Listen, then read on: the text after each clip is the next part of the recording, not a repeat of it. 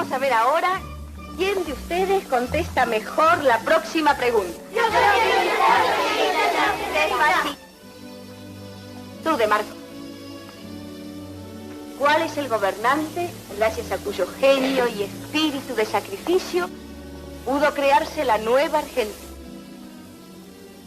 Contesta.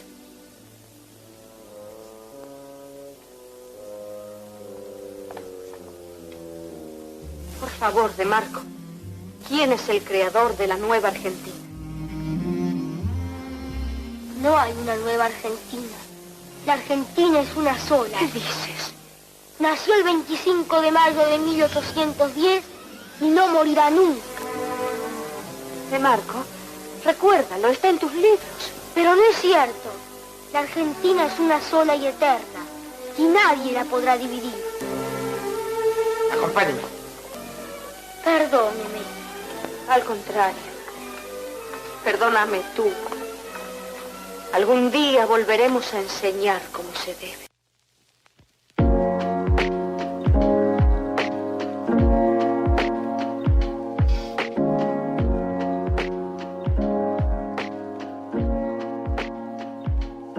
Buenas, buenas, ¿cómo andan? Bienvenidos a un nuevo episodio de Un Café con la Historia.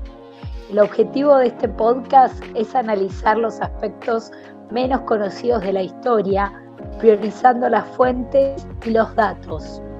Discutimos los relatos, los mitos que se gestaron en el saber popular y en las instituciones educativas a lo largo del tiempo. Mi nombre es Mariana, me acompañan mis dos colegas Ignacio y Gilda. En el capítulo de hoy vamos a hablar un tema bastante picante, podríamos decir, y abarcativo, abrumador, que es el tema del adoctrinamiento en la educación. Así que bueno, Gilda, empezá con lo que vos quieras, con lo que más te guste y con lo que menos te guste. Hola, ¿cómo les va? Bueno, siempre tuve esta duda si se exageraba cuando se hablaba de adoctrinamiento. Y me puse a pensar en mis años desde la primaria hasta la universidad y vi educación versus adoctrinamiento. Ahí empecé a ver qué había pasado con mi educación. Traté de analizar un poco ese paso por las instituciones y encontré las diferencias que algunas veces se notaba más en el terciario que en el secundario, al menos en mi secundario en los fines de los 80. El adoctrinamiento tiene que ver con estos principios determinados o creencias o doctrina con una intención partidaria, una intención política. La educación, podemos resumirla para no entrar en tecnicismos, es el dejar pensar, en tener esta visión crítica de lo que se pueda debatir en clase o de trabajar diferentes visiones de un tema. Y ahí me di cuenta en algunas materias que había, pero obviamente no es fácil si uno no se lo cuestiona. Entonces me puse a pensar cómo sería en la primaria hoy. Y hice un breve repaso simplemente, ni siquiera por textos. Me puse a ver material que ahora estamos en pandemia, hay mucho material visual en internet. Y empecé a ver un material de Paca Paca, un canal que, si bien ahora no creo que no está en el aire este personaje de Samba, pero empecé a ver como pequeños programas que parecían inofensivos, parecían dar información para chicos, por ejemplo, sobre algo tan complejo como es el autor Karl Marx, por ejemplo, o me fui a algo más simple, a ver a Sarmiento. Veía cómo se los denostaba sin... a ver, son chicos, van a tener mucha falta todavía de material académico para llegar a conclusiones como la que estaba dando este programa.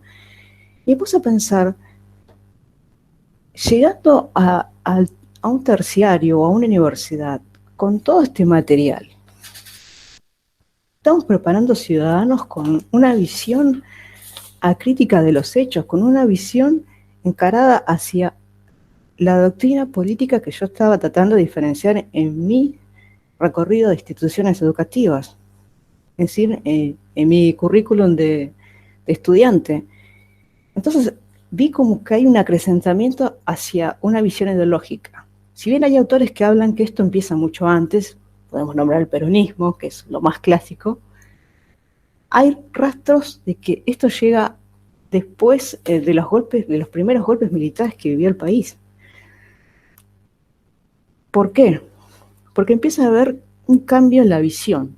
Ya no estamos hablando de individuos, no estamos hablando de una idea de progreso, no estamos hablando de una idea de la educación como un avance. Estamos hablando de ya una idea de patria, pero patria no vista desde esta nacionalidad, desde amor por la cultura, de un lugar, amor por nuestra historia, sino patria igual a Estado.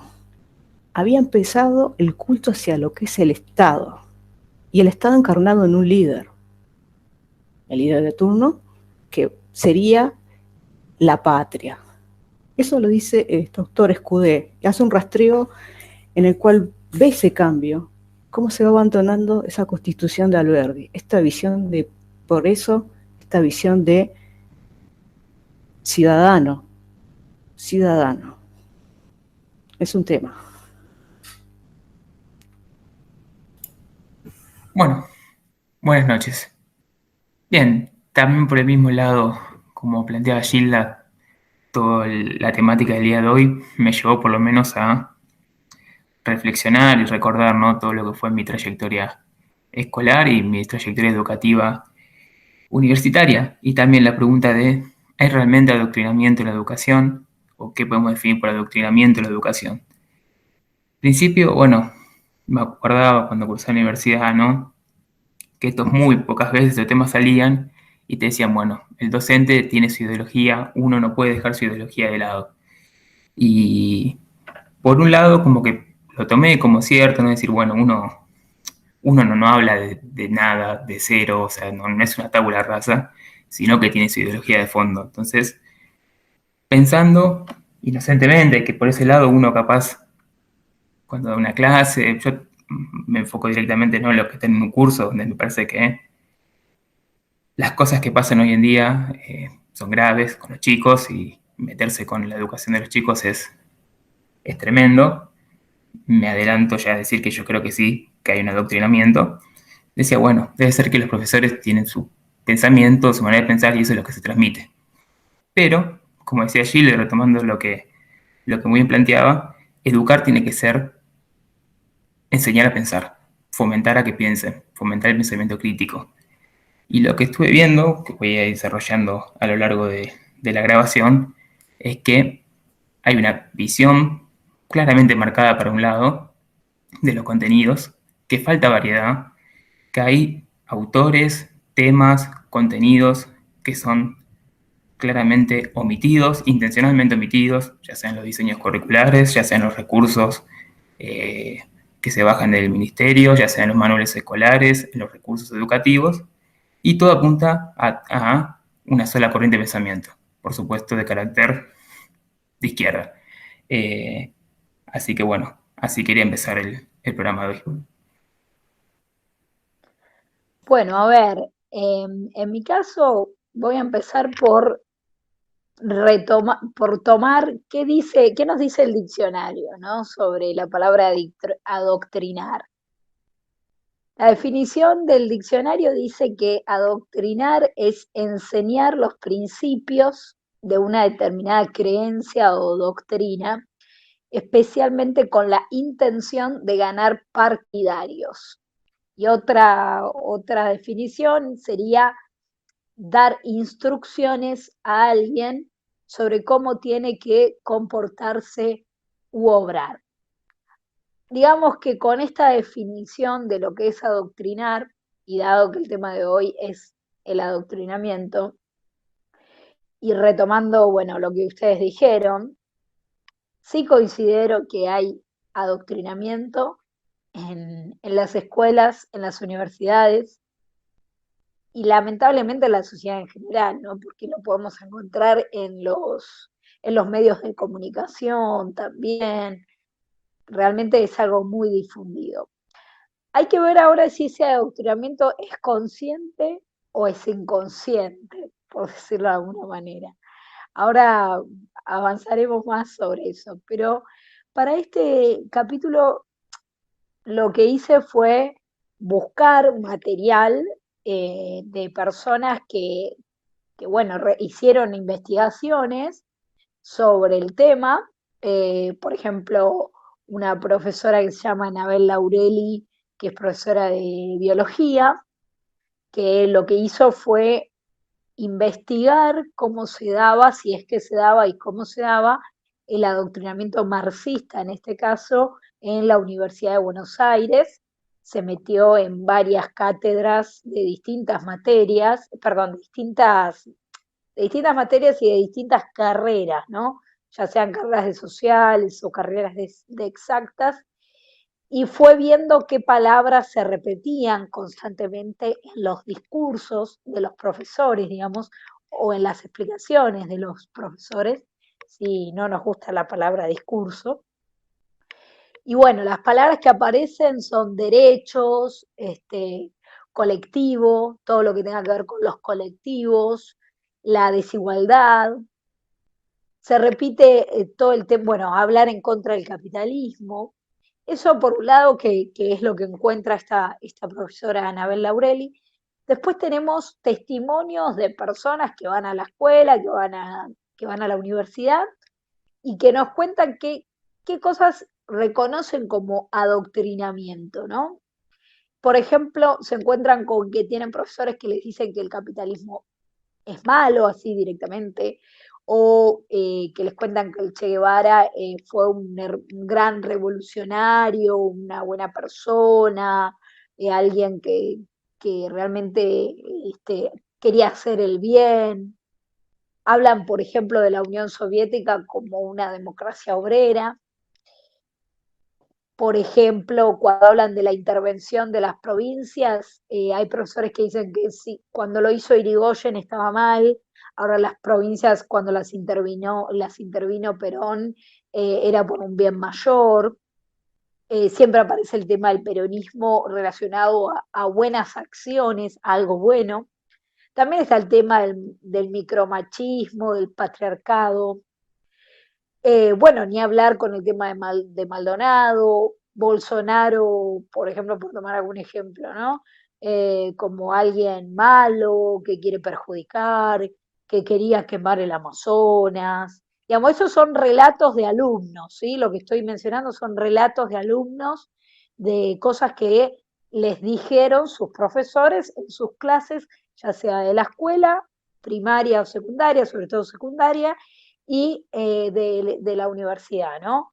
Bueno, también a favor del aborto, muchas cosas a favor del aborto, eh, la revolución industrial como algo malo, que genera desempleo, que hace que todo lo van a hacer las máquinas y entonces la gente se va a quedar sin trabajo. Las empresas de delivery, ¿no? Como Pedido Ya, Rappi y demás, que tienen que desaparecer porque explotan a los trabajadores. Incluso en una escuela católica, ¿sí? Bueno, incluso. En una escuela católica también hay adoctrinamiento, digamos, ¿no? Esto no diferencia si es laica o si es religiosa, el adoctrinamiento está en todos lados. Pero bueno, en esta escuela católica, por ejemplo, les decían a los alumnos que tener mucho dinero es un pecado, que hay que repartir con los demás, sí o sí, si no es un pecado también, que el crecimiento económico no saca a la gente de la pobreza, sino que incrementa a la pobreza. También está el tema del neoliberalismo, todo el tiempo aparece la palabra neoliberalismo. Y así, bueno, con un sinfín de cosas para mencionar que tampoco quiero aburrir, pero bueno, para tener en cuenta que son relatos, ¿no? De estudiantes que están cursando la secundaria, que están cursando la universidad en este momento, que la hicieron hace poco y que describen este tipo de cosas. En mi caso personal, la verdad es que también he vivenciado este tipo de cosas, quizá no tan claras, o sea, no así tan claras, pero sí uno se da cuenta, de acuerdo, que hay una forma de adoctrinamiento también cuando la bibliografía que te hacen leer en la universidad es solo desde un punto de vista, si no hay por ejemplo, la carrera de historia, casi siempre lo que nos daban a leer era desde una bibliografía marxista, nunca nada liberal o algo que vaya en otro sentido. Ni hablar, bueno, las carreras de economía, ¿no? Que solamente ven a Keynes, y si les nombran algún otro economista, por ejemplo, algún economista austriaco, es muy poquito o con una visión muy sesgada. O sea, nada, digamos, para ir recogiendo cosas que dicen directamente gente que lo identifica como adoctrinamiento. Pero para avanzar en este sentido, me gustaría preguntarles a ustedes por qué piensan que se da el adoctrinamiento, por cuáles creen que son las causas, bueno, y como quieran avanzar con este tema de hoy también, ¿no? Bueno, algo de lo que dijeron ustedes en cuanto a si es consciente o inconsciente, esto primero quiero retomar un poquito por parte, por ejemplo, de los docentes. Bueno, retomo lo de Anabel Laurelli. Habla de un círculo que se retroalimenta, que estamos hablando de generaciones. Ya, si vamos a retomar desde lo que fue el adoctrinamiento peronista a después de los 70, estamos hablando de generaciones. Ahora, el por qué, la gran pregunta que me hice, vamos a decir, entre comillas, al abrir los ojos. Bueno, una idea de fondo es la política. Y me dirás, sí, pero la misma política no estuvo siempre. Pasaron muchos gobiernos, pasaron gobiernos militares, pasaron gobiernos que supuestamente tenían una orientación ideológica diferente. Y pregunto, ¿qué tan diferente? Cuando tenemos en el medio o en el altar al culto al Estado, a ese Estado paternalista. Entonces me pregunto, ¿qué tan diferente es la ideología de un Alfonsín que del Estado nunca se apartó? Las empresas, por ejemplo, de luz, de teléfono, se venían abajo y las siguió hasta su último momento. Ni se le cruzó por ni remotamente privatizarlas, o al menos ver qué se podía hacer en todo sentido. O sea, el culto al Estado está desde hace décadas. O sea, ¿qué tan diferente puede ser la ideología, inclusive en la dictadura militar? La educación que tuvo, algunos recortes en cuanto a marxismo, entre comillas, porque las carreras no se cerraron, si bien había persecución, desapariciones, todo eso, no cerraron filosofía y letras, o sí, o no me enteré, no. Y también me pongo a pensar después, cuando recuperamos la democracia, si hubo alguna especie de nueva visión de la educación, de nuevos contenidos, y no. Más cuando empezamos a ver quiénes están a cargo de la educación, en el ministerio, como intelectuales, los sindicatos docentes. Y encontramos gente que estuvo, por ejemplo, en ese extremo llegamos, gente que estuvo en los 70 del lado de la lucha armada. Gente de los 70 que tenía una visión extrema de lo que quería para el país. Que se dio cuenta que quizás la batalla no es la lucha armada, sino es el campo de la educación. Y es una batalla que yo antes no interpretaba, me hablaban de batalla cultural, pero ¿qué es esta gente batalla cultural? ¿De qué estamos hablando? Y después empezás a entender que la batalla cultural se da, qué idea se impone y cómo se impone. Y la mejor manera no es a través de las armas, sino a través de la educación.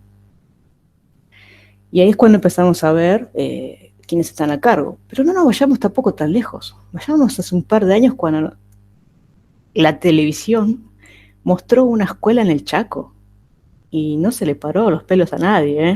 Tuvimos un momento nomás, mirá vos qué cosa. Y esta escuela sigue funcionando. Una escuela guevarista, iniciada por un piquetero al cual la provincia del Chaco le da dinero para sustentarla, para manejarla a su antojo. Es decir, no hay designación docente como se hace, como se debe hacer. La designación docente es hasta que él tenga ganas o hasta que digas algo que esté en contra de esta visión guevarista, o sea, visión pro-cubana. Porque teníamos banderas izadas de Argentina al lado de la cubana, en el mástil. Jardín, primaria, secundaria. Bien. Además que el barrio, la biblioteca, todo se llama Emerenciano Sena, el piquetero, o sea, tampoco tuvieron mucho tiempo para pensar los nombres. No solo bandera cubana, sino uniforme rojo. Oh, coincidencia, bueno. No cantan el himno y la aurora, cantan la canción del Che Guevara. Escuela de gestión social, le dicen. Y acá viene lo más peligroso. No es la única escuela de gestión social. En 2006 habilitó la posibilidad de que cada provincia tengan escuelas de gestión social. O sea, ¿cuántos emerencianos Sena hay dando vueltas? Quizás no tan grotescos como emerenciano, pero ¿cuántas hay? Estamos hablando de chicos que no van a tener la posibilidad de decir me cambio de escuela. Están en el medio de una provincia muy pobre, en la cual la próxima escuela debe quedar lejísimo. O sea, o vas a la escuela ahí o vas a la escuela ahí. No hay muchas más opciones. Y está hace 20 años, con orgullo lo dice este piquetero, hace 20 años están adoctrinando niños chaqueños. Y una paradoja, será muy socialista, pero el docente que llega a hacer paro o protesta está en la calle a los 2 minutos. ¿Cómo defienden al trabajador? Todavía me cuesta entenderlo. Esto se descubrió por un video en el 2019. 2021, ¿alguien sabe si en ese cambio de gobierno, bueno, es mucho peor todavía este cambio de gobierno en el sentido de que la ideología va hacia allá, pero en ese 2019 que se descubrió, el gobierno ya se iba, el gobierno de Macri, bien, gracias, siguió como si nada. Está bien, depende del Chaco, el gobernador, X. ¿Pero es legal adoctrinar? ¿Ya lo legalizamos? No me había enterado. Aparentemente está legalizado en una forma no muy clara. Y bueno, como decías, tenemos a los sindicatos y a los intelectuales y a personajes que tuvieron cargos, por ejemplo, en el Ministerio de la Provincia de Buenos Aires, en lo que es educación. Tuvimos a una mujer cual su familia estuvo ligada a montoneros, a todo un movimiento extremista, y esa gente es la que dirigió estos últimos 20, 30 años de educación argentina. Evidentemente el cambio ya no solamente del Estado, sino ya directamente hacia una visión marxista-leninista. O sea, estamos yendo ya sin ningún retraso hacia ese fin. Si antes teníamos un culto fascista, estatista, ahora ya directamente lo encaminamos hacia el marxismo.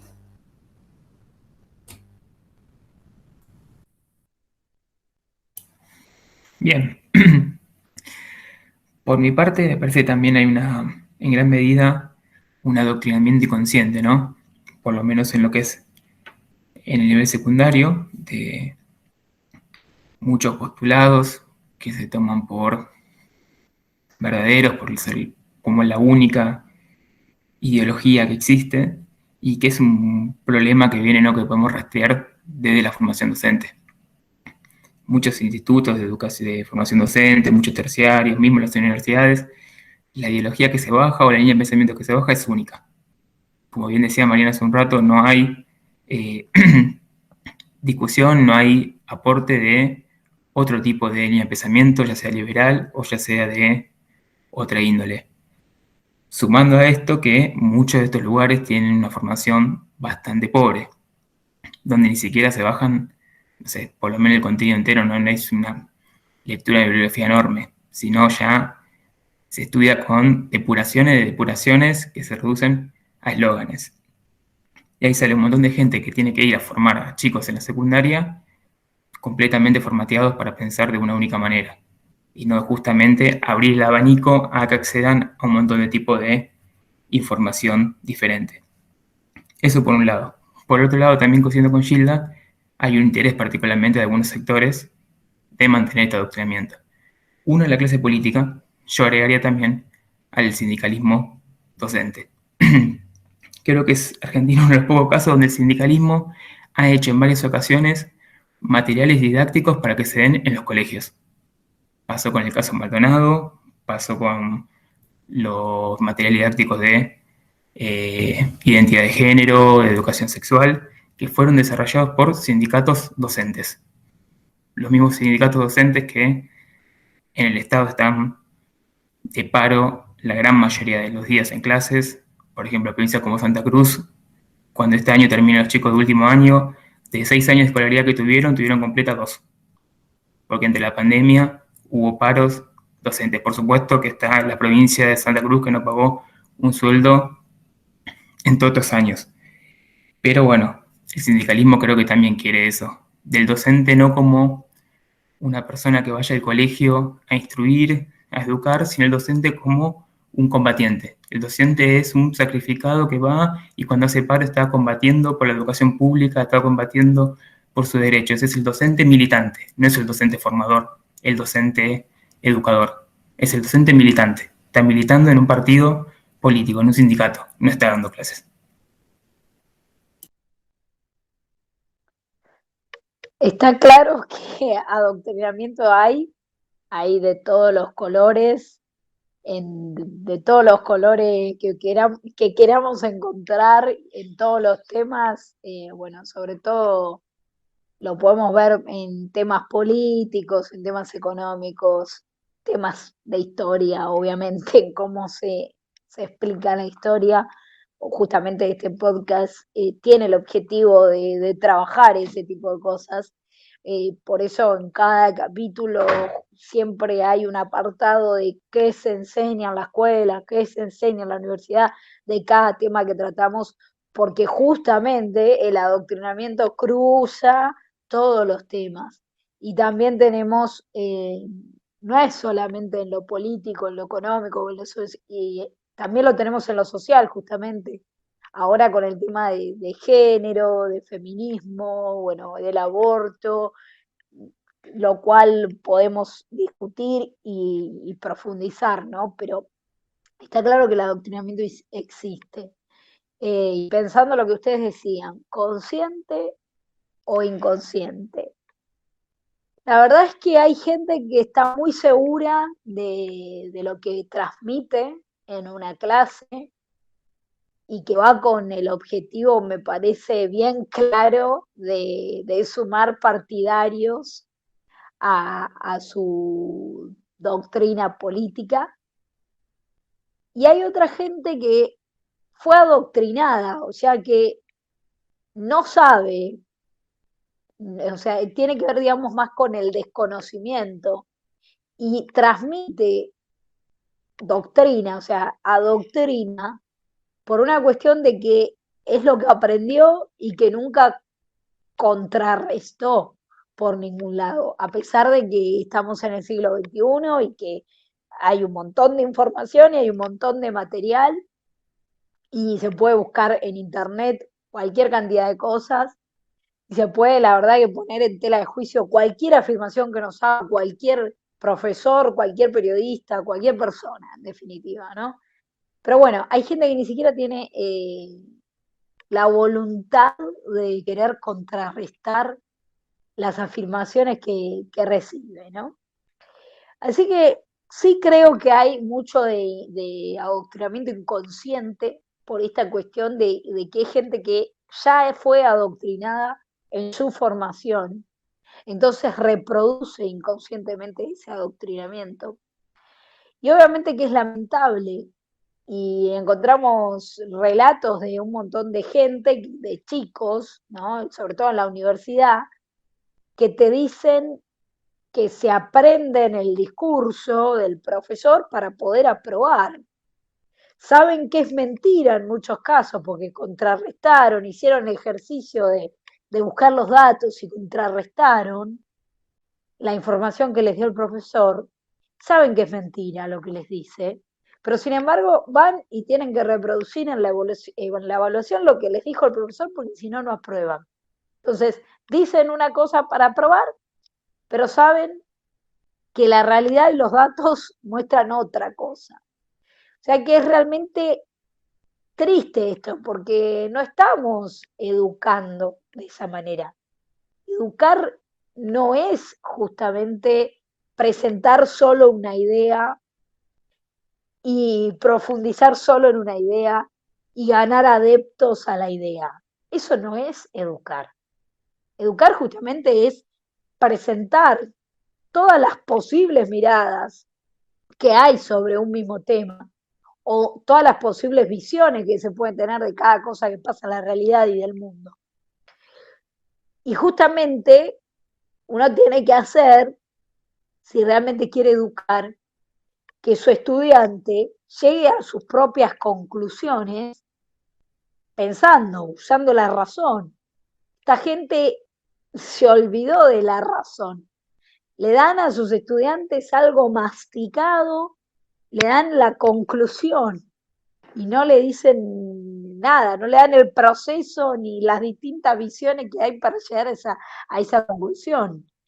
A ver, yo, siendo realista, creo que es muy difícil enseñar en una escuela o en una universidad sin mostrar lo que uno piensa. O sea, realmente soy sincera en este punto. Creo que es difícil no transmitir lo que uno piensa, lo que uno siente con determinados temas.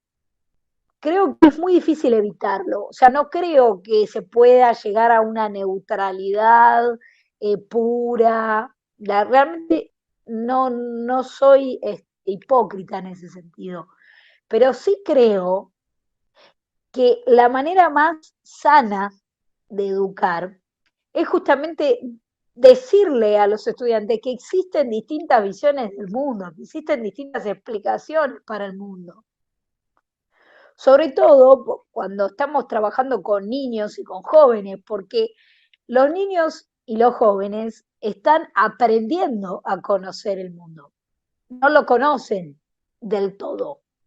O sea, están aprendiendo. Entonces, si nosotros le damos entera nuestra visión con una conclusión cerrada o cejada, no estamos haciendo bien nuestro trabajo de educar, de que abran la cabeza. O sea, considero que para educar hay que tener la mente abierta y hay que poder mostrar las distintas visiones sobre el mundo.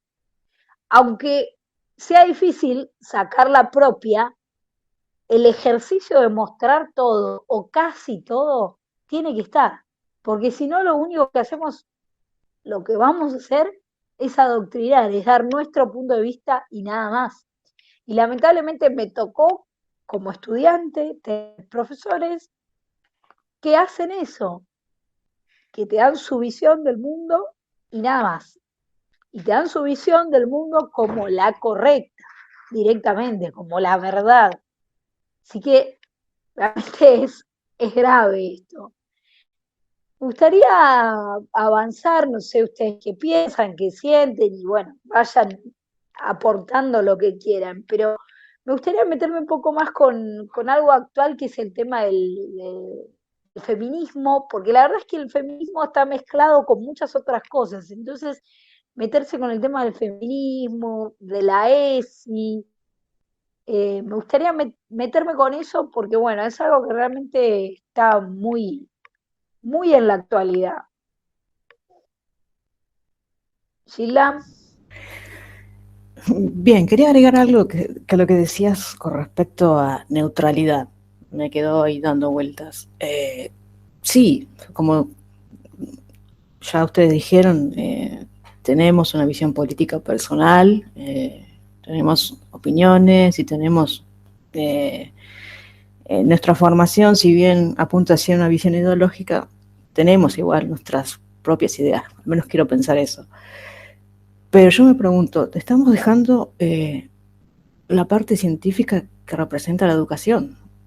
Si estamos hablando de un tema, por ejemplo, por citar el económico, y tengo que hablar de la revolución industrial, no puedo dar textos de Marx, hablar de Marx, y dar media carilla de hablarlo al pasar, como para una materia de una carrera que hice, que no la terminé, en la cual, igual aclaró, la visión de esta materia va a ser marxista. Bueno, por lo menos nos avisó. Pero en un momento dije, ¿dónde está la lectura la ideología que contrarresta esta época que es muy importante. Estamos hablando siglo XVIII, siglo XIX. Adam Smith brillaba por su ausencia, simplemente lo nombró al pasar, sin dejar de mencionar que en un momento denigró a este economista Javier Milei. Bueno, algo nombró del liberalismo. Pero me parece bien que su visión sea marxista, que lo haya dicho, pero me parece que en función de dar a esa visión marxista podía refutar esa otra visión que está presente. No la puede omitir, está en la historia. No puede tachar a Adam Smith, nunca existió. Con las ideas que él propagaba en esa materia, podía haber refutado de alguna manera, si es que lo podía hacer, pero vamos a poner que esa era debería haber sido la idea académica en un principio, que no se dio. Simplemente fue denostar las medidas liberales, pero tampoco fue hablar de las medidas liberales, simplemente decir que no funcionaba y que no va a funcionar, porque tuvimos el ejemplo, obviamente mal explicado, de la dictadura, y obviamente tenemos el famoso concepto neoliberal, que ya cuando aparece ese concepto, tenés dos opciones, como decía Mariana, el alumno, intenta aprobar la materia o no puede con su genio y levanta la mano y pregunta si está bien el concepto, error que he cometido. Y me han dicho sobre un autor, Milton Friedman, es un neoliberal, pero señor, ¿a qué se refiere con neoliberal? Y fue su palabra, se terminó ahí la pregunta, es neoliberal. Bueno, a ese nivel estamos hablando en universidades. No, me había quedado con eso de la neutralidad. Y con lo respecto de la ESI, precisamente se están olvidando de la parte científica de lo que es la educación. Yo hasta donde tenía entendido biología, que era en los 80 lo más cercano a educación sexual que podemos tener, nunca se alejó de lo científico. Y ahora estamos pasando de lo científico a lo relativo, a lo de será verdad, pero es tu visión. O sea, tu visión puede cambiar porque estamos hablando de, es más complejo, hay que entender por qué él observa que esto es así. O sea, empezamos a dejar a la parte científica de la educación, la empezamos a alejar. Cuando la educación tiene que tener conocimientos científicos. No sé, podemos discutir alguna teoría académica en ciencias sociales, vamos a suponer que es lo válido, discutir, refutar con conceptos, con una visión empírica de hechos como en la economía, pero biológicamente podemos decir que un hombre puede tener hijos. Quiero que un científico me explique si eso es posible, porque es lo que repiten todas las cadenas, tanto de diarios como de, que ahora son prácticamente diario, red social, radio. Novedad. No me había enterado, pero se ve que hubo un cambio en la raza humana. A ver, somos grandes, podemos entender a qué se está refiriendo, pero tenemos la ESI aplicada a niños. Me cuestiono, no sé. No me gusta, en lo personal lo doy como hecho, no me gusta esta visión relativa de la ciencia. Me parece peligroso, digo.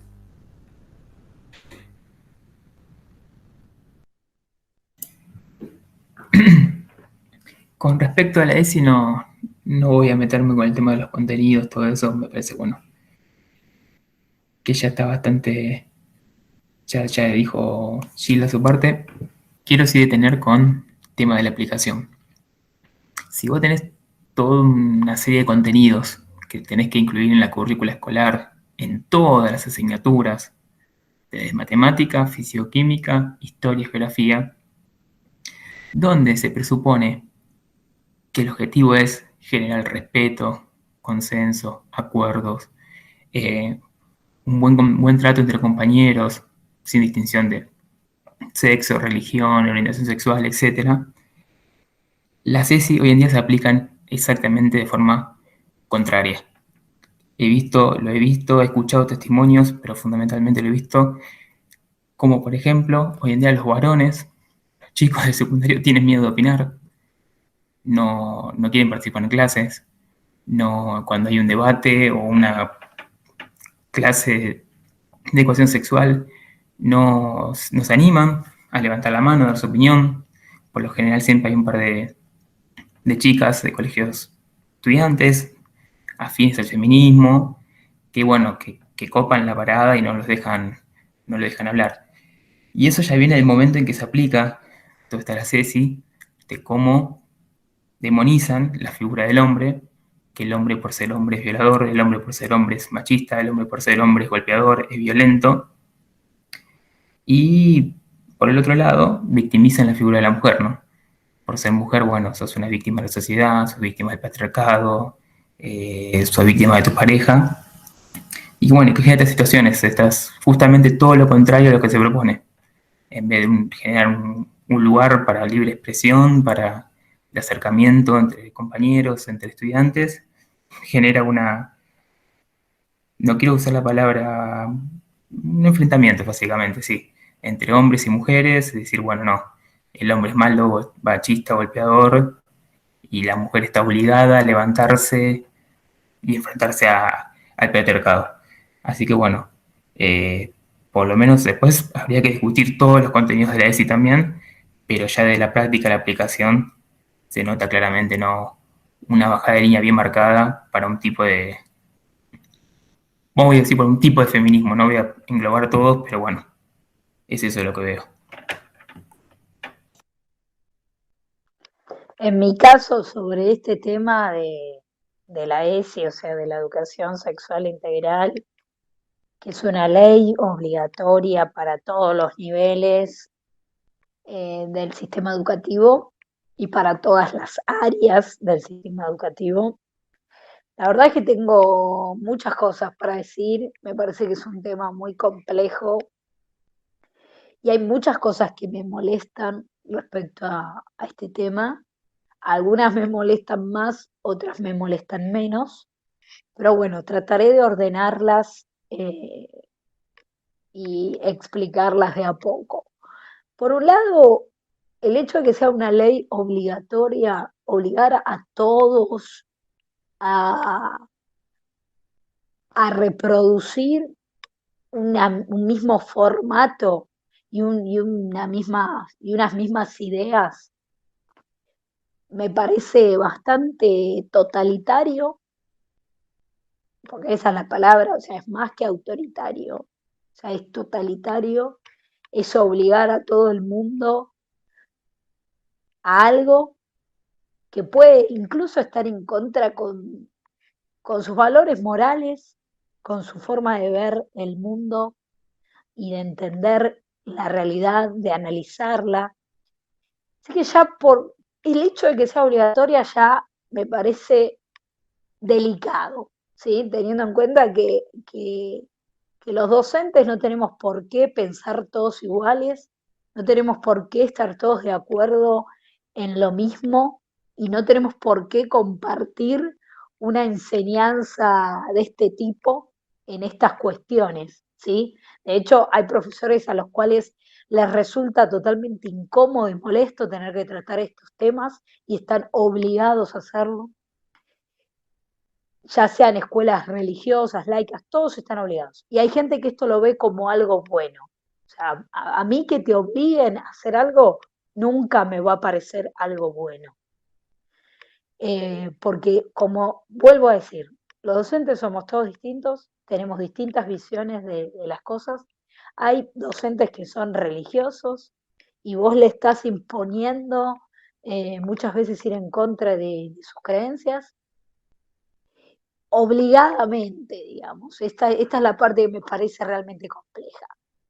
Pero al margen de eso, la verdad es que algo sé de esta ESI y de lo que propone. Y obviamente que por un lado, cómo es que te lo dicen, ¿no? Cómo son las capacitaciones en este tema para los docentes, ¿no? Por un lado te dicen que está la parte de educación sexual, ¿no? Que es en la cual se explica cómo cuidarse en una relación sexual, te se explica cómo evitar un embarazo, ¿no? Cómo evitar las enfermedades de transmisión sexual. Y la parte integral, que justamente se mete muchas veces, no muchas veces, siempre, se mete con la moral, ¿no? Y ahí ya es más complicado, porque el Estado, a través de esta ley, que obliga a todos los docentes a enseñar lo mismo, se está metiendo con cuestiones morales de tus hijos. Es decir, y puede que a vos te parezca bien y que estés de acuerdo, pero ¿qué pasa si no? No tenés cómo escaparte. La realidad es que ha pasado que, no sé si es una mala interpretación de la ESI o es lo que realmente la ESI busca, pero ha pasado que, por ejemplo, en jardines, es decir, en nivel inicial, niños que los hacen maquillar, que los hacen vestir de nena, para ver qué sienten, con esta idea de que el género es una construcción social, que la verdad es que no me voy a poner a discutir si lo es o no lo es, pero digamos, me pongo en el lugar del padre, de la madre, ¿sí? De la familia que tiene un hijo en jardín, en nivel inicial, o una hija, ¿no? Y pasan estas cosas, o sea, si no estás de acuerdo, si no te parece bien, ¿por qué te lo tenés que bancar? ¿Por qué está bien que eso sea obligatorio? O sea, esto claramente tiene que ver con el adoctrinamiento. Y yendo más hacia la secundaria, el problema que encuentro con la ESI, he escuchado a docentes que justamente militan la ESI, porque realmente lo que hacen es militar la ESI, que te dicen que la ESI es feminista, ¿no? Que tiene que ser feminista. Y que si no es feminista está mal, ¿no? Y justamente, ¿qué pasa con este feminismo actual? Con esto que se enseña como ESI feminista. La realidad es que el feminismo originario, o los primeros feminismos, que eran más de corte liberal, buscaban la igualdad ante la ley con el hombre, con el varón. La igualdad ante la ley. ¿Sí? Es decir, buscaban poder votar, poder ir a la universidad, poder heredar, poder tener propiedades justamente, poder trabajar. Eso es la igualdad ante la ley. Pero este feminismo actual no busca igualdad ante la ley, porque eso ya está garantizado, por lo menos en Argentina, ya está garantizado en la Constitución. No hay una diferencia por ser hombre o por ser mujer. Entonces, la igualdad ante la ley ya está garantizada. Pero esto en feminismo actual lo que busca son privilegios. ¿Sí? Busca privilegios. Por eso tenemos leyes de cupo femenino, en la cual se obliga a los partidos políticos a tener un porcentaje de mujeres. Tenemos cupo en el directorio de las empresas, se obliga a las empresas a tener un porcentaje mínimo de mujeres en el directorio. La verdad que me parece una completa locura hacia dónde va este feminismo, porque las mujeres no somos retrasadas mentales, no necesitamos una ley que nos diga que nos garantice estar en un lugar. Tenemos que estar o no estar en un lugar por nuestra capacidad, por tener idoneidad para un cargo o por no estar si no lo tenemos. Pero no tiene que ser una obligación donde venga papá Estado a decirle a la empresa, poné a la mujer acá, venga papá Estado a decirle al partido político, poné a la mujer acá. No somos retrasadas mentales. No me considero menos que un hombre. Así que este feminismo lo único que hace es daño, es mucho daño. Pero bueno, esa es solo una parte de las cosas que genera este feminismo, ¿no? Solo una parte. Después mentiras, como lo de la brecha salarial Y por más que vayas con datos y muestres investigaciones internacionales, serias, de universidades internacionales, y muestres que lo de la brecha salarial entre hombres y mujeres no existe, que justamente tiene que ver por el tipo de trabajo que tienen, por la carga horaria que tienen. O sea, al mismo trabajo, con la misma carga horaria, no es cierto que una mujer gana menos que un hombre. ¿Por qué le metemos eso en la cabeza a nuestros chicos en la escuela? Por Dios, y en la universidad. Eso no es así. Aparte de este feminismo, la verdad es que lucha tanto supuestamente por la mujer. ¿Por qué no va a luchar a los países musulmanes, por ejemplo, donde la mujer realmente está muy vulnerada? Y no me quiero tampoco meter mucho en eso, porque la verdad es que cada uno haga lo que quiera. Si para ellos está bien y culturalmente les gusta vivir así, es su problema. Pero realmente ahí la mujer tiene dificultades, no acá. Acá lo que tiene que ver con la igualdad ante la ley ya se dio. Y si las mujeres tenemos que ganar espacios en los directorios, en los puestos políticos importantes, lo tenemos que hacer por nuestra capacidad y no porque haya una ley que obligue a que eso exista. Y sí, lo más grave de la ESI, sobre todo en la escuela secundaria, que es con el tema, que aparece con el tema del patriarcado, de meterle a las chicas especialmente, que existe un patriarcado que las oprime. Lo grave es que justamente están mezclando con el feminismo al socialismo, porque el patriarcado viene de Engels, esa palabra, patriarcado, esa lucha de sexos, esa guerra de sexos, o de género, si les gusta más, tiene que ver con el socialismo. O sea, están mezclando supuestamente la igualdad de la mujer, que es puro chamullo, pero igual mezclan eso con el socialismo. En el fondo, la bandera es que te pongas en contra del capitalismo y que estés a favor del socialismo.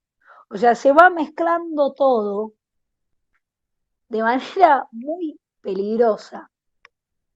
Así que lamentablemente el adoctrinamiento en este tema es demasiado grande y demasiado grave, porque justamente estamos enseñando mentiras. Yo no, pero la realidad es que hay muchos docentes que están enseñando mentiras y están orgullosos de enseñar estas cosas.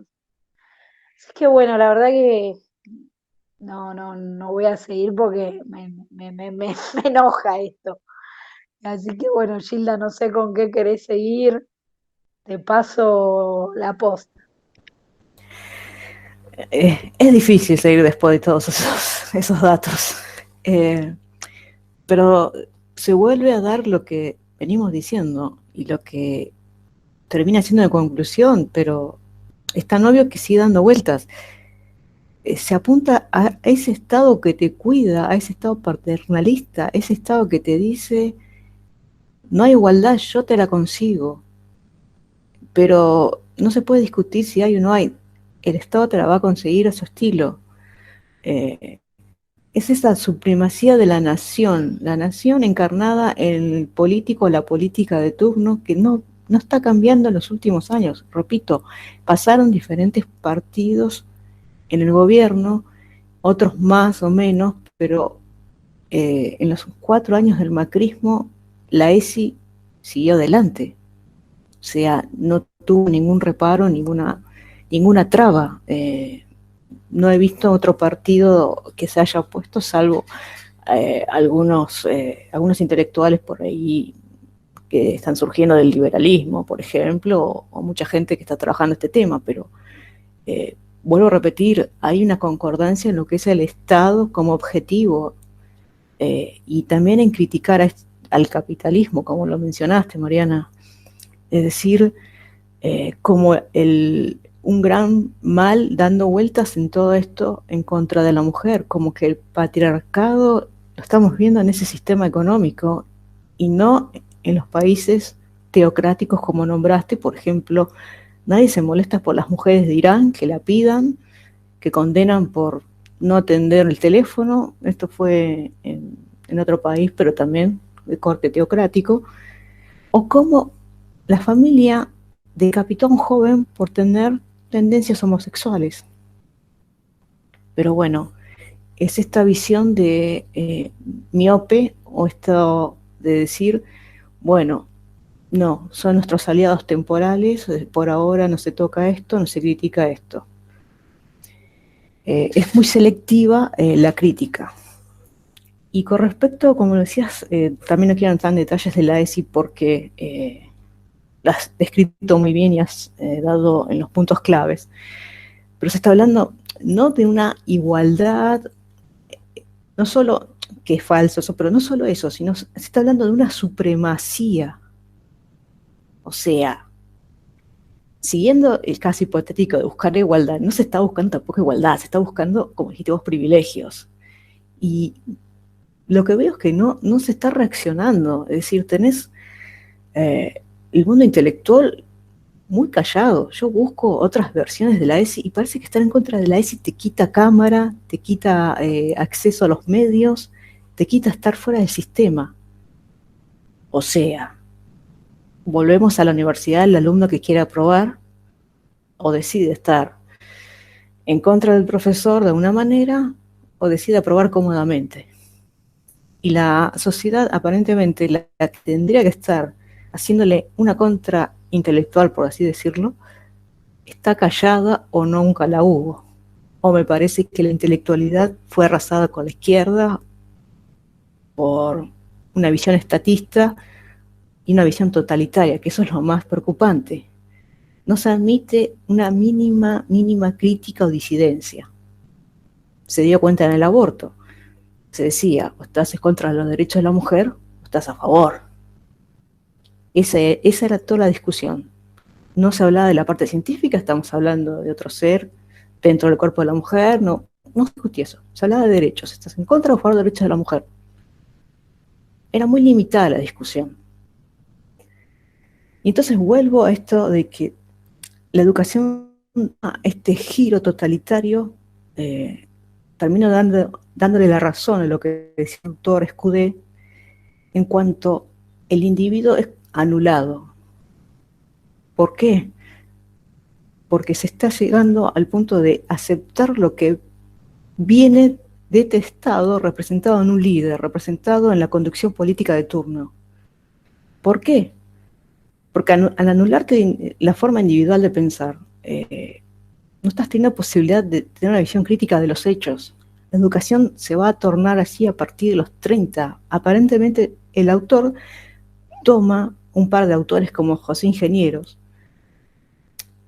Se intenta dar una especie de darle la espalda al liberalismo que se impuso con la ley 1420. Es decir, se está dando la espalda, se empezó a dar la espalda a esta visión liberal de la educación, a esta visión de Sarmiento, vamos a decirlo, porque tuvo mucho que ver con esa ley.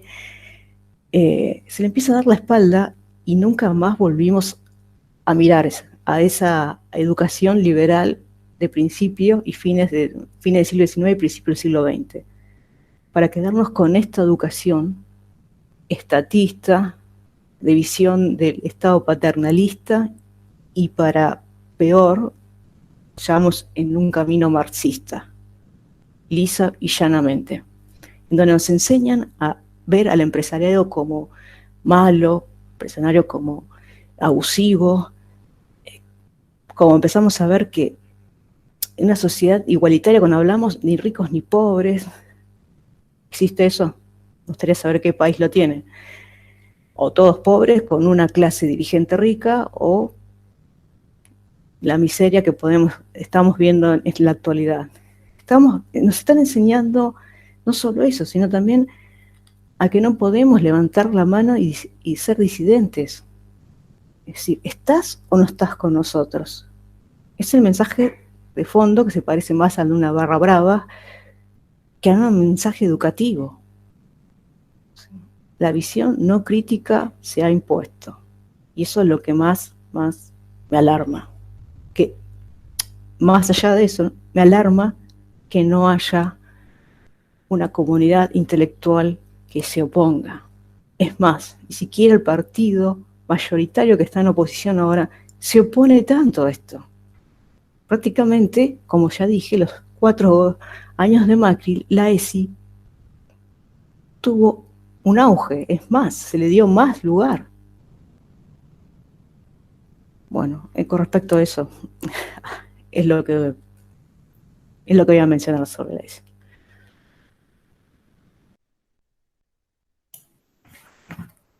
Bien, bueno, para ir concluyendo ya con mi participación, quería comentar algo que, bueno, que me quedó en el tintero, de cuando hablaba de la falta de pluralidad, la falta de contenidos, la falta de diversidad de contenidos, mejor dicho, y el claro sesgo ideológico que hay. Revisé algunos diseños curriculares, que me parece uno muy gráfico, es el de Economía Política, de 5º año de la secundaria, donde, bueno, ¿no? Es una materia más bien de carácter teórica, apuntada a la actualidad, donde, bueno, viendo los temas, ¿no? El listado de temas, aparece solamente mencionado un solo economista liberal, que es Adam Smith, que lo pone en el capítulo 1, en la unidad 1, mejor dicho, que digamos como la introductoria a la economía, figura Adam Smith, Ricardo, Marx. Solamente esos tres. Después, por supuesto, Keynes y mucho, pero mucho marxismo. Capítulos dedicados enteros a lo que llama socialismo real, el caso de Cuba, el caso de China, el caso de Corea del Norte, el caso de la Unión Soviética. No mencionan directamente ni la caída de la Unión Soviética, ni el colapso de la economía soviética, ni las consecuencias que tuvo la economía soviética, tanto para la población, ya sea por el caso de acceso a alimentos, la deficiencia de la mayoría de las producciones en la Unión Soviética, la escasez, por ejemplo, en Cuba, de alimentos, de vivienda, los problemas de vivienda también de todos estos países socialistas. Simplemente no te menciona, bueno, el bloque de economía de socialismo real. Y por otro lado, la palabra que aparece siempre, la palabra neoliberalismo, la cual tampoco nunca recibe por lo menos un análisis, o decir, bueno, el concepto de neoliberalismo parte de acá, pero hay otros conceptos también que se refieren a este proceso. Decir quién fue el que inventó el concepto de neoliberalismo, con qué propósito, eso por supuesto no aparece. Sí aparece el tema de, bueno, década del 90, triunfo del neoliberalismo, aumento de las desigualdades, aumento de la pobreza. Sin mencionar, por supuesto, que los países más pobres de la década del 90 fueron los países que estaban en Europa del Este, cuando se cae la cortina de hierro. Y bueno, también después tuvo un capítulo dedicado a Keynes. El único economista que existió en el siglo XX fue Keynes y Keynes y su doctrina, y nada más. Y así termina el diseño curricular de economía política. Me parece una materia que podría ser mucho más rica, mucho más variada, donde se comen por lo menos 60 años de historia, se comen la presencia de cientos y cientos de economistas y de escuelas de economía. Y bueno, aparece, por ejemplo, no sé, tanto hincapié en la Unión Soviética, que ya hace 30 años que desapareció, hace 30 años que no tiene posibilidades, por lo menos reales, ¿no? de marcar nada en el mundo, pero bueno, vemos que por lo menos por el lado educativo pervive todavía. Bueno, la verdad que en este episodio de adoctrinamiento podemos estar hablando del tema 6 horas seguidas porque es larguísimo. Esto demuestra que estamos muy adoctrinados como sociedad.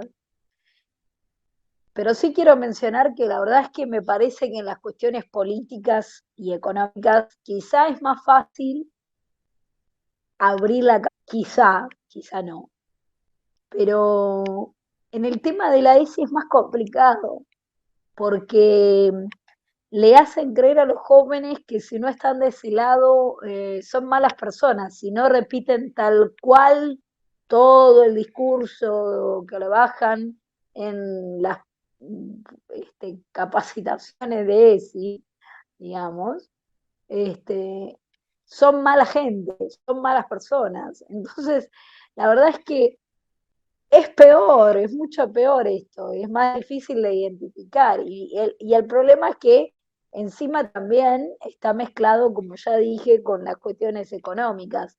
Ahora no le dicen a los jóvenes que en los países que son más libres hay menos violencia contra las mujeres. No les dicen que viven mejor las mujeres en los países que son más libres, por ejemplo. No existe tanta violencia familiar ni tanta violencia contra las mujeres, porque justamente mucho de eso, de la violencia justamente hacia las mujeres o hacia los niños, tiene que ver con la pobreza. ¿Sí? Por eso justamente hay que solucionar la pobreza si queremos solucionar el problema de la violencia contra las mujeres, por ejemplo, ¿no? Pero eso no les enseñan, al contrario, les enseñan el paraíso socialista imaginario que tienen en la mente, que no sé cuál es, porque no conozco ningún lugar del mundo en donde exista ese país, ese paraíso socialista, ni que haya existido. Todo lo contrario. Se parece más bien a lo... Si se parece a algo, se va a parecer más a lo que sería un infierno que lo que sería un paraíso. Pero en fin, esto justamente que tiene que ver con lo moral, me parece lo más grave. A ver, yo no estoy en contra de la orientación sexual de nadie, no tengo ningún problema con la gente que sea homosexual, heterosexual, bisexual, que sea lo que quiera, no tengo ningún problema con si nació mujer y se identifica como hombre, si nació hombre y se identifica como mujer, no me importa, no me interesa de su vida, que hagan lo que quieran, realmente no es algo que me genere ningún tipo de molestia. Pero sí me parece que lo que hay que repensar respecto a ese tema es hasta dónde tiene que llegar el Estado a través de la educación. ¿Hasta dónde se tiene que meter? Realmente esa me parece la pregunta central. Desde mi punto de vista tiene que llegar a promover el respeto, a promover la tolerancia, el diálogo y la no violencia justamente. Pero de ahí a meterse, a ver que si naciste nena y ponete el vestidito, si sos varón, a ver si te gusta ser más nena que varón, ya eso me parece excederse y me parece que el Estado no tiene que meterse ahí. Ahora sí me pregunto a quién le conviene esto, a quién le conviene fomentar desde la educación la religión del Estado. Y obviamente que le conviene a los políticos y a todos los que son empleados estatales, y a todos los que pueden tener algún currito en el Estado, porque con este tema del género, la realidad es que tenemos curros con el Estado por doquier, ¿no? Es decir, todo el mundo agarra un puestito, no le solucionan para nada la vida a las mujeres que sufren violencia ni nada. Eso no cambia, de hecho han crecido los llamados femicidios y demás. No solucionan el problema, pero gastan una fortuna en catering de pronto, ¿no? Es decir, que le sirve a la gente que logra tener un puestito en el Estado y cobrar un sueldo con nuestros impuestos. No les importa que los pobres les paguemos ese puestito en el Estado, no les importa que la gente que no está de acuerdo con el aborto, que le parece inmoral, que le parece algo que está mal, le tenga que pagar a la mujer de clase media, de clase alta, el aborto con el IVA. Eso no les parece mal, no les genera ningún problema. Que un pobre que no tiene para comer le tenga que pagar con los impuestos el aborto a una chica de clase media o de clase alta, no les mueve un pelo. Discúlpenme, pero a mí sí me mueve un pelo, me mueve unos cuantos pelos. Así que, nada, me parece que hay que volver a pensar, volver a reflexionar y hasta dónde queremos que llegue el Estado. ¿Le queremos seguir dando poder? ¿Queremos seguir fomentando la religión del Estado? Desde mi punto de vista, mi opinión es que no. Pero bueno, se ve que hay gente a la cual esto sí le conviene. No sé si Sheila querés agregar algo más, Ignacio. Bueno, yo quiero tratar de cerrar con una pequeña visión positiva, porque si no, todos nuestros podcasts van a terminar con una gran depresión y tratemos de que haya algo positivo. Y sí, hay dos cosas positivas que me dan, si me alimentan para ir al aula y decir, bueno, voy a hacer lo mío y de la forma más digna y profesional. Una es una nueva generación, la cual no se queda solo con el material del aula, sino también utiliza esta gran fuente que es mal aprovechada, poco usada, como quieran decirle, que son las redes sociales, lo que es Internet en sí. Si bien es minúscula, quizás no es mucho, pero que ya exista personas de menos de 20 años o alrededor de 20 años, que ya estén mirando otros sistemas económicos que no se enseñan prácticamente en la currícula, porque está el Estado en la currícula, habría que alejar el Estado para tener mejores expectativas educativas, pero bueno, eso va a costar. Y la otra rama de esperanzas, la otra visión de esperanza que me dan son los padres. ¿Por qué digo esto? Bueno, los padres que tienen la suerte de poder darle conectividad a los chicos en esta época de pandemia, porque tenemos una clase social que no accede, porque se dieron cuenta de lo que están viendo sus chicos en el aula. Pasan y escuchan. ¿Y cómo sé que hay una reacción? Bueno, los padres fueron los que presentaron un proyecto para que las clases presenciales no se suspendan. O sea, eso el año pasado estaba dormido. Si bien hay padres que lo decían, pero bueno, una cosa es decirlo y otra cosa es organizarlo y presentar un recurso judicial. Creo que muchos se habrán espantado, otros no toman mucha conciencia, pero les llama la atención. Y eso va formando un núcleo crítico de padres que se van a involucrar en lo que reciben de educación. Será poco o mucho, pero ya es algo, y ya es algo muy importante que se agrupen para presentar recursos judiciales. Es muy importante porque es quizás una punta del ovillo o una movida que puede dar a otras. Porque ya les dije, repito el ejemplo del Chaco. Hay muchas escuelas del Chaco, menos grotescas, pero las hay. Y sin ir mucho más lejos, escuelas que no tienen esa incidencia de gestión social también la tienen. No es muy difícil encontrar un colegio con la foto de Fidel Castro o del Che Guevara.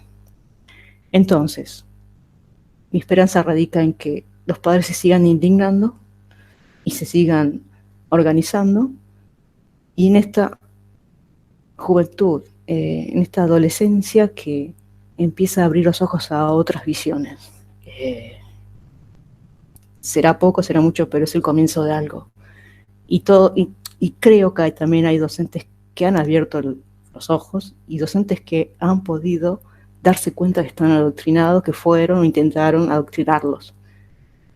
Todos juntos quizás podamos empezar a dejar en claro que hay otras opciones de educación y que no estamos bien en lo que estamos hoy. Los resultados no son buenos. Sacando las evaluaciones PISA, sacando esos que podemos criticarlo o no.